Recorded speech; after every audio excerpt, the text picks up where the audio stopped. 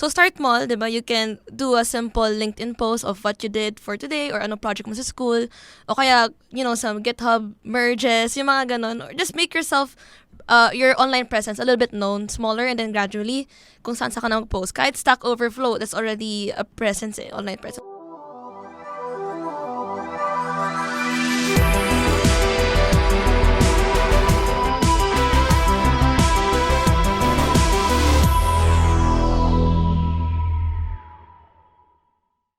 Welcome to Kaka Computer Podcast, where tech meets wit and wisdom. So for this episode, we were talking about building a personal brand in IT.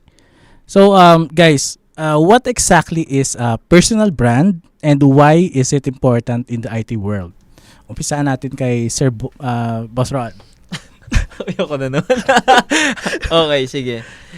Personal brand is, for me, something na magde-describe sa'yo. So, for example, sa akin kasi parang screen name ko is Boss Rod. So, if someone already knew who's Boss Rod is, alam na nila yung characteristic ni Boss Rod. Ano ba si Boss Rod? I mean, seryoso bang tao to? Ano ba to? Loko-loko ba to? Mga ganun. So, parang yung personal brand is something na makaka-help sa'yo to easily identify kung ano ka ba. So, software engineer ka ba? Anong klaseng influencer ka ba? Actually, hindi lang siya sa influencer thing, but it also that depends on your on your own personal characteristic.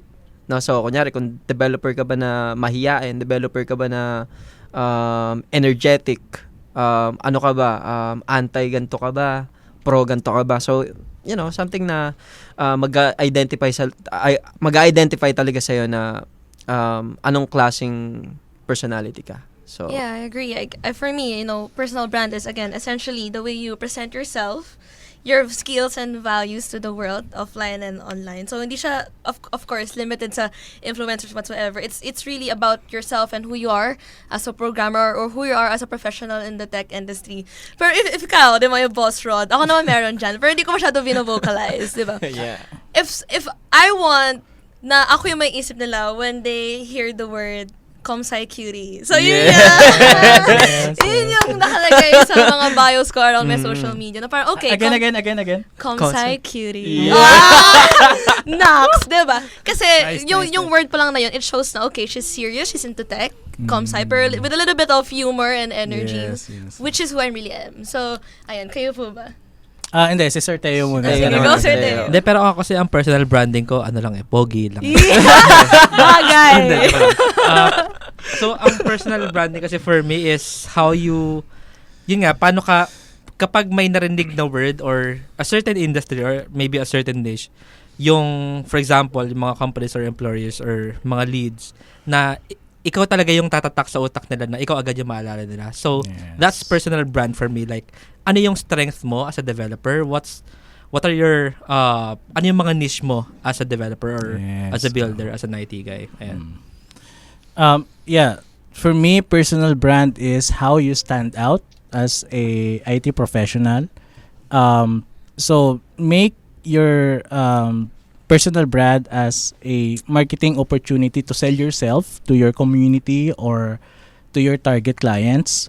And it depends kasi may kanya-kanya naman tayong goal that why we create our own personal brand. Like, for example, si Boss Rod, gusto niyang gumawa ng community, which is meron siya, ang ganda ng community niya, di ba? Thank you. And ito, si Sir Teo, pogi yung and then si Madam. And so we have our own personal brand and it is important to stand out as we said, no? Pero paano ba magsimula? Paano ba mag-start ng personal brand? Sinong I can go first. Yeah, Go go. ahead. For Comsci me, you Cutie. can just start really, really small. Start small kasi ang importante naman is maka-first step ka dyan eh. So start small, di ba? You can do a simple LinkedIn post of what you did for today or ano project mo sa school. O kaya, some GitHub merges, yung mga ganon. Or just make yourself, your online presence a little bit known, smaller, and then gradually, kung saan ka na mag-post. Kahit Stack Overflow, that's already a presence online presence. So, ang advice ko is to start small muna, LinkedIn, GitHub, and even, make yourself known in communities and events. Not just parang di mo naman kailangan maging officer or whatsoever. Just show up to events and then network, and then, you can start from there. Dapat ba may pangalan muna? Or Hindi mag-isa na naman. Just be pangalan? yourself muna, Ah. and then eventually naman, it will find the right audience and it will find the right community. Ikaw, Boss Rod, paano Ah. ka nag-start? Yan, sige. Sa akin medyo interesting. So, sa akin kasi before ako mag-start, nagkaroon kasi akong problem. Mm. So, ano yung problem? Mahina ako sa English. Mm. Mahina akong makaintindi ng mga documentations and so on. Mm. So, before ako nag-start, inisip ko muna, ano ba yung goal ko? Mm. So, my goal is to create a Tagalog tutorial programming. So, that's the first thing na inisip ko before ako mag-start. So, bago ako mag-start, bakit ko ba ito i-start? Which, in-start ko siya kasi nga, feel ko na maraming Pinoy na language barrier kasi yung English. So, kasi parang comprehension eh. Isa ako dun eh. So, ikaw yung nag-start? Sabi ko, wala pa masyadong Tagalog This Why is the not? first time. Nakapasok na ako ng professional na work. Sabi natin kahit junior or after a year na ako nag-work na ako sa kanila. And may mga experiences na ako. So, anong nangyari is nag-i-start ako mag-aral ng mga technicalities and so on. Sabi ko, kaya naman pala kahit di ka magaling sa English. Ngayon, yun nga, nag-isip ako, ba ako mag-i-start mag-YouTube? Kasi nga, gusto kong magkaroon ng Tagalog tutorial para if ever na may mga fellow programmers na hindi magaling sa English, meron silang tatakbuhan na Tagalog. Yes, so that's the interesting, very first start. Very interesting. That's the very first start na Nice. goal mo muna. Bakit ba gusto mong gumawa ng personal brand mo? So if sa akin, sa part ko, kasi gusto kong maging tech influencer din. That's why I created yung Tagalog tutorials, yung Boss Rod TV. And then, if ang question naman is more on sa personal mo, like sa credential mo, credibility mo, yun nga yung sinabi ni Darla. So, start with LinkedIn, GitHub, and kung ano-ano pang mga possible na materials sa social media na pwede mong ipakita if ever na gusto mong i-showcase kung ano ba yung personal brand mo. Nice, so, yun. nice. Interesting. Sir Teo, ikaw? Ako, I fully agree with both of them now, with Darla and Boss Rod here. Kasi, yun nga, you really have to know yourself. You have to have, a goal in mind na ano ba talagang gusto kong mangyari sa sarili ko. Kasi yun yung magiging brand mo eh. Kaya nga personal brand eh. It's personal. Ikaw dapat lun. So, know yourself. And yun nga, baby steps tayo. Ako personally, kaya ako nasa Web3 ngayon and Solana specifically, it's because I built my personal brand there, specifically sa Twitter. I always ask questions na, hey, developers, paano to gagawin? And maraming sumasagot sa akin doon. That's why yung naging personal brand ko is someone building in that ecosystem. Nice. So, yun, baby steps hanggang sa ngayon na ako na mismo yung gumagawa ng mga tutorials and so on. And alam mo yun, tumutulong naman ngayon sa mga developers out there. Nice, nice. So, more than, hindi lang pogi, pero tumutulong din sa community. PWA Pilipinas is the premier community for creators and enthusiasts of progressive web apps and modern web technologies in the Philippines. Join them for their upcoming Tech Talk Roadshow and meetups across the country, including stops in Metro Manila, Cebu, Baguio, Davao, and more. Stay updated by following PWA Pilipinas on social media or visiting popilipinas.org.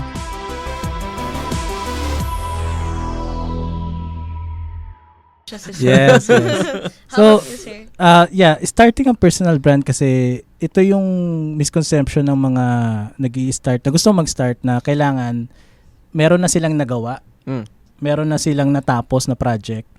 Pero hindi. I highly encourage you guys na if you're interested to create your own personal brand, kahit i-post nyo kung ano yung mga inaaral nyo or yung mga natututunan nyo kasi in the end of the day, magkakaroon kayo ng unsolicited followers. Yun yung parang makaka-relate sa inyo na ay, nga no, pinagdadaanan ko rin to eh. I-follow ko rin siya. And then, magiging interested sila doon sa end product. And then, from there, kung ano na yung narating mo, tapos, so, yung iba kasi nahihiya. wala naman ako ipopost eh. But that's the idea eh. Kaya ka magpo-post kasi you will show your work, your journey doon sa social media. Yeah. And to add to that, actually building in public is a thing now. Yes. People love to see the journey of Oo. paano ka nagsimula, paano mo Oo. siya binild, paano ka natapos. Kasi ang akala nila yung success na agad. Yeah. Which is dapat yung kasi nakita yung success na agad pero hindi nila nakita yung struggle behind doon kung paano nagsimula. In journey. Yeah. Di ba? Yung journey. So for the next question, how can tech professionals effectively showcase their skills and expertise online? So is there any advice paano yung tamang way or is there a correct way ba para mag-build ng personal brand? Actually, for me, walang tamang way. It's just do your own way. Kasi I believe na, kunyari, pares tayong programmer, pero no experience are the same. Parang iba pa rin yung thoughts mo in this thing, iba pa rin yung thoughts ko in this thing. And for me, parang, again, basta start, just do it. Kasi, again, first step's always the hardest, pero the next, pag nalagpasan mo na yun, okay na eh. Yeah. Eventually, ako naman nung nag-start din ako, I just wanted to daldal about computer science eh.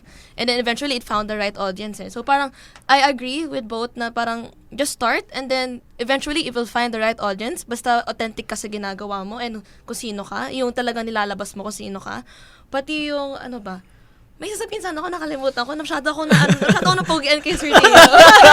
Pero, ayun, just stay authentic to who you are. And then, ayun, just kasi, kahit anong gawin mo, may makaka-relate sa'yo. And parang, yun naman yung importante. That's why tech influencers and tech communities are here. Yeah. Ikaw, Boss Rod, may tamang way ba para mag-create ng personal brand? I agree with Darla. No? There's no tamang way. There's no correct way. Even sa mga tech nga, 'di ba? I mean, there's no really a one perfect solution for everything. So that's the same thing with personal branding. So I think what is the best thing that you can do is do your own thing. Be unique as much as possible. Kasi if common thing, this what I always advise, you know. If always common yung ginagawa mo, expect common yung result niyan. But if unique yung ginagawa mo, for sure unique yung magiging result niyan. So saan ba yung gusto mo? Dun sa mga common thinker or dun sa unique thinker? So you just need to choose where to start. Right. Ikaw, Sir Teo. Same pa rin nung sinabi ko kanina, no? Kasi ako nga, nag-start lang ako building my personal brand by asking questions. And as simple as that, yun nga, walang tama o mali na way na gawin siya eh. So you can, and gustong-gusto ko yung culture ngayon ng mga developers, hindi lang sa Philippines but global as well, na we're telling everyone na it's okay to ask questions. Yes. And it's okay to, not know everything. Yes. And doon mo kasi ibibuild talaga yung, okay, nagsisimula pa lang ako, I'm still starting out on building my personal brand. I'm still starting out as a developer na, okay, ito ako, anong kailangan ko matutunan? So, sino ang kailangan ko makilala para malaman yung mga bagay na yun? And yun pa lang eh. That's the very first or a good baby step. Yun nga, para ma-start mong i-build yung personal brand mo na. I think yung malaking percentage na listeners natin is student, no? Yeah. Yes. So gusto ko lang sabihin sa mga estudyante na kung akala nyo alam na namin lahat, hindi. Kasi in every project, in every task, we're still learning new. And nandun yung research, hindi nawawala yon. And don't expect too much of us kasi hindi rin namin alam talaga what we're doing most of the time. So we go as we go. So yeah. So I think I have a last question, no? Since we all have our own personal brand, ano yung naging benefits ng personal brand ninyo? Meron ba kayong nakuhang bagong client or new community na na-build? Ano yung mga opportunities na dumating because of your personal brand? So, siguro ako muna. Okay. Siguro yung mga naging benefit sa akin ng personal brand is first, syempre, when I'm finding a job, it's really easy to sell myself. Kasi I have already built my credibility sa LinkedIn, Social sa proof. YouTube, my communities, and so on and so on. It's really a great help when it comes to interviewing pagka mag-apply ka sa job. Yeah. And secondly is Kasi ito yung pinaka one of the two things na bakit ako nag-build ng personal brand ko is to have networks. So as you can see, if I don't have a brand, hindi ko makikilala si Darla, hindi ko makikilala si Franz, si Tio, si Serapi, or kung sino-sino pang mga nasa tech community out there. So parang isa sa mga good thing to have a personal brand is you have this opportunity na makakakilala pa ng iba't ibang professional. Kasi once na magkaroon ka ng iba't ibang connection, dyan na pumapasok yung iba't ibang thoughts na either i-absorb mo or hindi mo i-absorb. Yes. So, Totally agree.